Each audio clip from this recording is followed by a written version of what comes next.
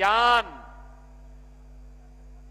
मुक्ति और अध्यात्म की यह पावन धरा ही है गया, जहां पर ज्ञान का भी, मुक्ति का भी और अध्यात्म का भी मार्ग खुलता है। ऐसी पावन धरा को मैं कोटि कोटि नमन करते हुए आप सभी का अभिनंदन करता हूं। बहनों और भाइयों, इसी गया ने महात्मा बुद्ध को ज्ञान प्रदान किया था और यही धरती है जहां से आचार्य चाणक्य ने भारत के स्वर्ण युग की शुभारंभ किया था। चंद्रगुप्त मौर्य को अखंड भारत का सम्राट बना करके आज उसी धरा पर नमन करने का मुझे सौभाग्य प्राप्त हो रहा है। बहनों और भाइयों,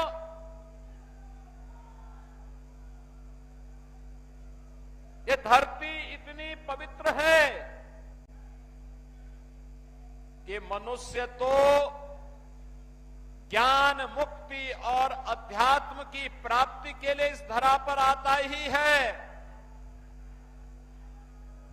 सनातन धर्म की हमारी परंपरा है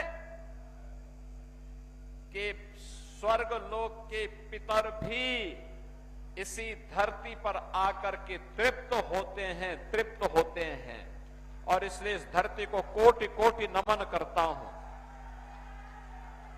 आप सभी को कार्तिक पूर्णिमा की बधाई देता हूं।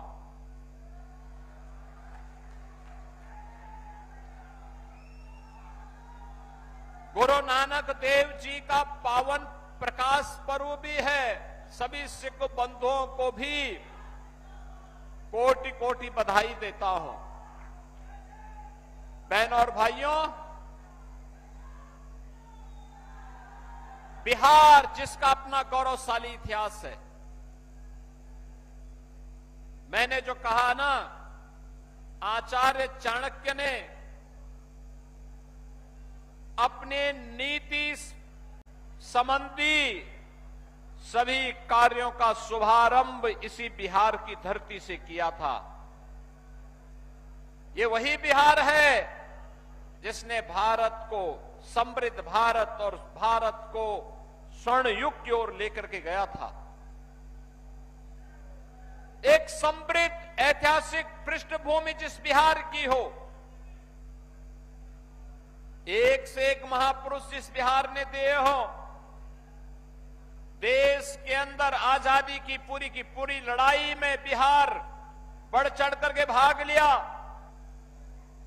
जिस बिहार ने देश को पहला राष्ट्रपति डॉक्टर राजेंद्र प्रसाद जी के रूप में दिया हो, जिस बिहार ने लोकनायक जयप्रकाश नारायण को दिया हो और जिस बिहार ने जननायक कर्पूरी ठाकुर को दिया हो, वह बिहार अपनी पहचान के लिए क्यों मोहताज हुआ?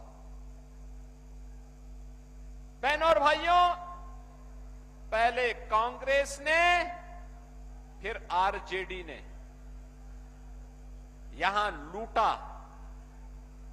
पहचान का संकट खड़ा किया,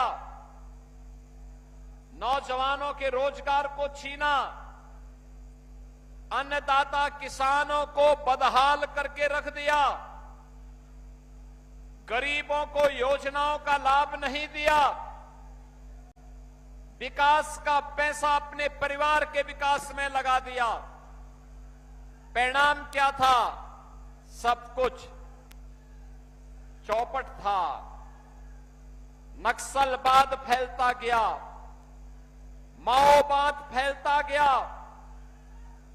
माफियावाद फैलता गया और सत्ता के समानांतर माफियाओं की सरकार चलने लग गई। बहनों और भाइयों, जिस बिहार ने भारत को नेतृत्व नेतृत्व दिया था। कांग्रेस और आरजेडी ने उस बिहार के सामने, उस बिहार के नौजवानों के सामने, बिहार के नागरिकों के सामने पहचान का संकट खड़ा किया। अन्नदाता किसानों को आत्महत्या करने के लिए मजबूर किया। बेटी और बहन के ऊपर सुरक्षा का संकट खड़ा किया। और जब भी कानून व्यवस्था खराब होती है तो युवा परेशान होता है रोजगार के लिए, बहन और बेटी सुरक्षा के लिए परेशान होती है, व्यापारी अपना व्यापार समेट करके पलायन करता है, बाहर का कोई निवेशक नहीं आता है और परिणाम होता है विकास बाधित हो जाता है। बहनों और भाइयों, आज जब प्रातः में गया के लिए लखनऊ से चल रहा था, वहां पर मैंने एक कार्यक्रम किया। उत्तर प्रदेश में आरजेडी और कांग्रेस का एक पार्टनर है समाजवादी पार्टी। समाजवादी पार्टी का एक वहां पर माफिया था जो उसका शागिर्द रहता था।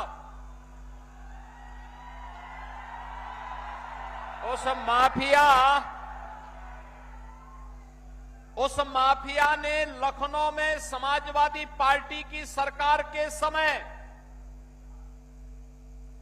एक नहीं, गरीबों की जमीन पर और सरकारी जमीन पर 4 किले नुमे मकान बना डाले थे।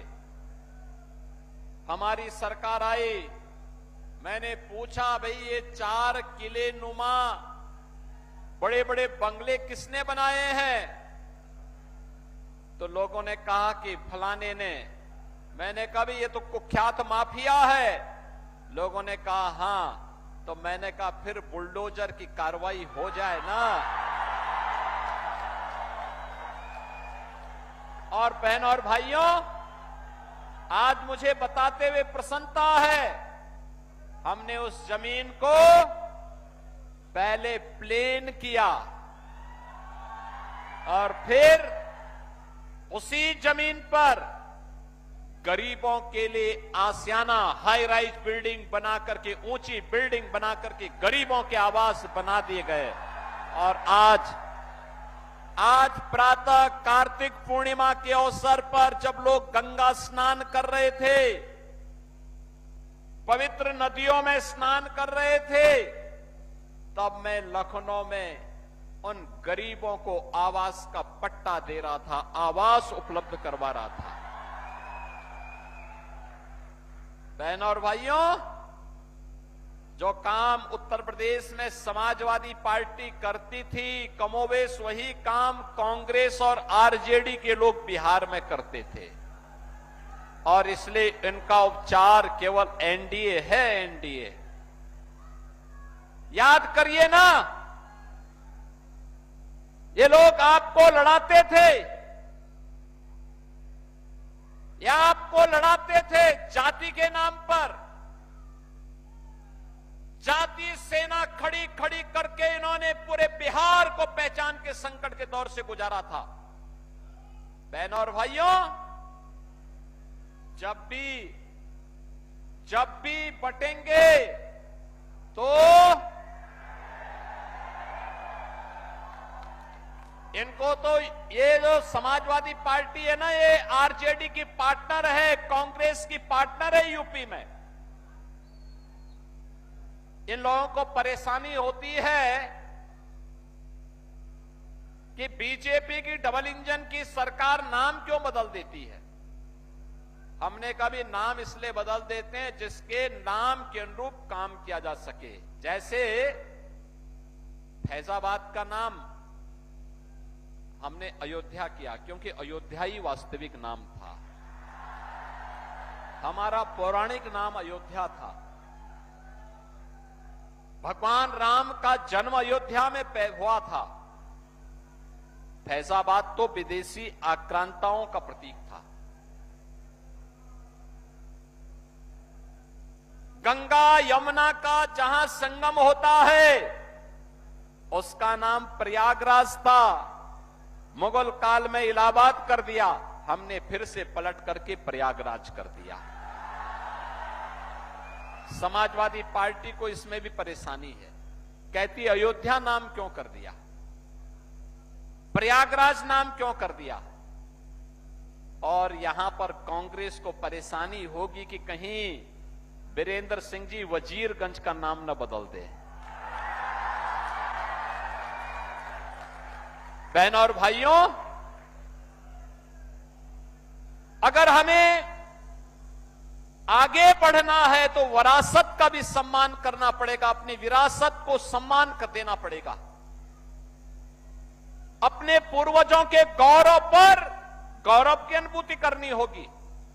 और यही कारण है भारत का हर सच्चा भारतीय राम को अपना पूर्वज मानता है। याद करिए ना,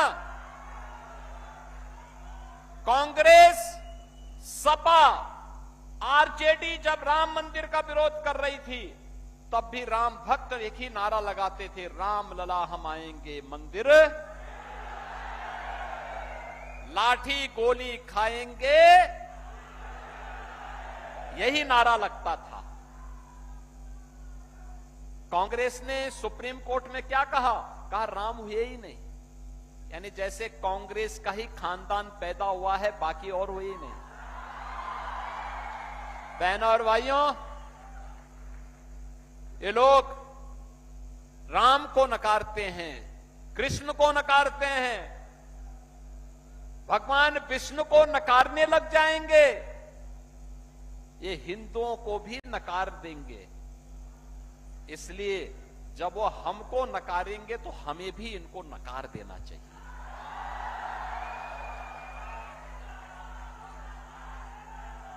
आरजेडी ने राम मंदिर के रथ को रोक दिया था और समाजवादी पार्टी ने उत्तर प्रदेश में राम भक्तों पर गोलियां चला करके अयोध्या को लहूलुहान किया था। लेकिन हम लोग जब आए उत्तर प्रदेश में, डबल इंजन की भाजपा की सरकार आई, हमारा जो संकल्प था, राम भक्तों का जो संकल्प था, लोग कहते थे क्या मंदिर बन जाएगा, हम कहते थे जरूर बनेगा। लोग कहते कब बनेगा, अरे हमने कहा काम तो थोड़ा करने दो। और आज आप देखते होंगे अयोध्या में राम मंदिर, भव्य राम मंदिर का निर्माण हो गया ना। कोई संदेह है क्या, कोई संदेह है क्या? अयोध्या में राम मंदिर का निर्माण भी हो गया है, काशी में काशी विश्वनाथ धाम का निर्माण भी हो गया है, मथुरा वृंदावन में भी हम लोग ऐसे ही कार्य कर रहे हैं, हर तीर्थ को ऐसे ही सजा रहे हैं, कोई भेदभाव नहीं, सारे तीर्थ सजेंगे। और ये लोग, ये सपा के लोग क्या करते थे, ये लोग पैसा हमारा और उस पैसे को देते थे कब्रिस्तान की बाउंड्री के लिए।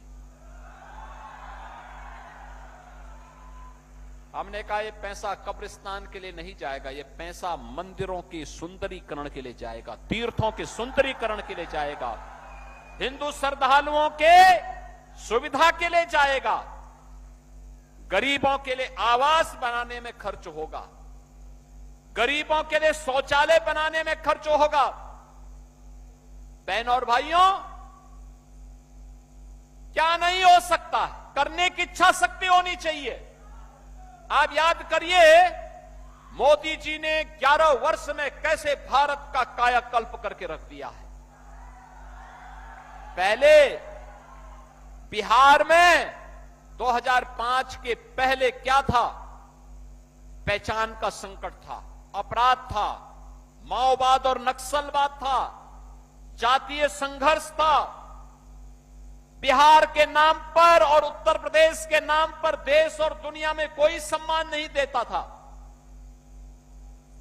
अकेले लालू जी के शासन में बिहार के अंदर 60 से अधिक जातीय नरसंहार हुए थे, 30,000 से अधिक अपहरण की घटनाएं घटित हुई थी।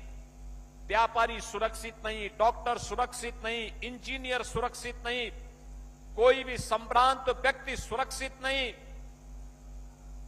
बिहार के 30 से 40% लोगों ने, गोरखपुर में, वाराणसी में अगर आप देखेंगे 40% आबादी बिहार के लोगों की, क्योंकि उस समय जंगल राज था। बहनों और भाइयों, नीतीश जी के नेतृत्व में, नीतीश बाबू के नेतृत्व में 20 वर्ष में सुशासन की सुदृढ़ नींव रखी गई। मोदी जी ने पिछले 11 वर्ष में विकास के जो कार्य किए, आज बिहार के अंदर रोड की कनेक्टिविटी है, रेल की कनेक्टिविटी है, एयर कनेक्टिविटी है, और अब तो वाटर वे की कनेक्टिविटी भी बिहार से होते हुए उत्तर प्रदेश को जोड़ रही है।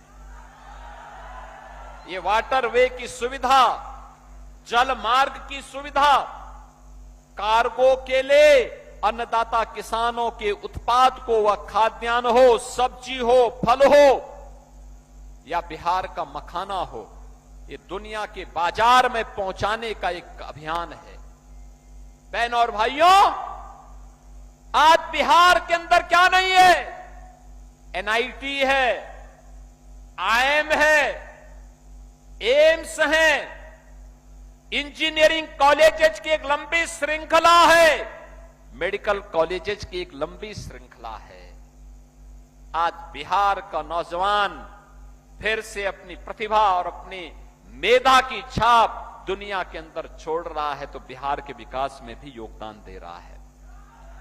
बहनों और भाइयों, उसी बिहार को याद करिए, करने की इच्छा शक्ति होनी चाहिए। मोदी जी ने 11 वर्ष में विकास भी कराया है, विरासत का भी सम्मान किया है, और साथ साथ देश के अंदर 80 करोड़ लोगों को फ्री में राशन की सुविधा का लाभ, 50 करोड़ लोगों को प्रतिवर्ष 5 लाख रुपए स्वास्थ्य के लिए फ्री में, 46 करोड़ लोगों के बैंक अकाउंट खोल करके सरकार की सुविधा बैंक में जाएगी, 12 करोड़ गरीबों को स्वस्थ ईंधन के रूप में एलपीजी के कनेक्शन, ये कांग्रेस के समय में ब्लैक होती थी, 25-50 हजार रुपए में भी नहीं मिलता था कनेक्शन। आज मोदी जी ने 12 करोड़ लोगों को फ्री में दे दिया, 12 करोड़ गरीबों के घर में शौचालय बना दिए, 4 करोड़ गरीबों के घर में एक एक सिर ढकने के लिए आवास दे दिया, 3 करोड़ गरीबों के घर में फ्री में बिजली के कनेक्शन दे दे। यानी पंच संकल्प बिहार की परिप्रेक्ष्य में फ्री में राशन, फ्री में स्वास्थ्य की सुविधा, फ्री में बिजली के कनेक्शन, फ्री में जल का कनेक्शन, फ्री में रसोई गैस का कनेक्शन। बहनों और भाइयों, यह है सुशासन की नींव। और आरजेडी के समय में, कांग्रेस के समय में, अरे ये लोग झूठे वायदे नारे इसलिए दे रहे हैं, इसलिए बोल रहे हैं, जिससे पहले चरण में तो इन्होंने खाया पशुओं का चारा, अब गरीबों का राशन हजम कर जाएंगे लोग अगर इनको आने का अवसर मिला तो। अवसर ही मत देना, अवसर ही नहीं देना है। बहनों और भाइयों, मैं इसीलिए आपसे अपील करने के लिए आया हूं। भारतीय जनता पार्टी और एनडीए ने आपके लोकप्रिय विधायक के रूप में श्री बीरेंद्र सिंह जी को फिर से प्रत्याशी बनाकर के आपके बीच उतारा है। बहनों और भाइयों, लोकतंत्र में कार्य करना, लगातार जनता के बीच में उपस्थिति बनाए रखना, और मैं तो आपसे यही अपील करने के लिए आया हूं। याद करना, कांग्रेस कितनी भी बड़ी घोषणा करे, आरजेडी कोई भी घोषणा करे, कभी विश्वास मत करना, कभी विश्वास मत करना है। याद रखना, जो राम का नहीं हुआ वो हमारे किसी काम का नहीं होगा। जाके प्रियन राम वेदेही तजिए ताहि कोटि बैरी सम यद्यपि परम स्नेही। याद रखना, जो रामद्रोही है वो हमारा भी विरोधी है। जो राम का द्रोही है वो आपके किसी काम का नहीं है, किसी काम का नहीं है। रामद्रोही राम राज्य नहीं ला सकता, वह जंगल राज ही लाएगा। और इन लोगों ने यही किया है, आगे भी यही करेंगे। इसलिए आपसे अपील करने के लिए आया हूं, वीरेंद्र सिंह जी को कमल चुनाव चिन्ह पर एनडीए के प्रत्याशी के रूप में भारी बहुमत से विजयी बनाना है। बनाएंगे ना? आशीर्वाद देंगे ना? कमल चुनाव चिन्ह पर आशीर्वाद मिलेगा ना सभी लोगों का? इधर इधर उधर। और ये गुंडा और माफियाओं का उपचार करने के लिए पीछे जो हथियार खड़ा किया गया है, उस पर जो लोग खड़े हैं वे भी बताएंगे ना? सब तैयार है ना? सभी लोग कमल चुनाव चिन्ह पर वीरेंद्र सिंह जी को अपना समर्थन और आशीर्वाद देने के लिए तैयार है ना? दोनों हाथ ला करके बोलो, फिर दोनों हाथ ला करके जय श्री राम, जय श्री राम, जय श्री राम, जय जय श्री राम।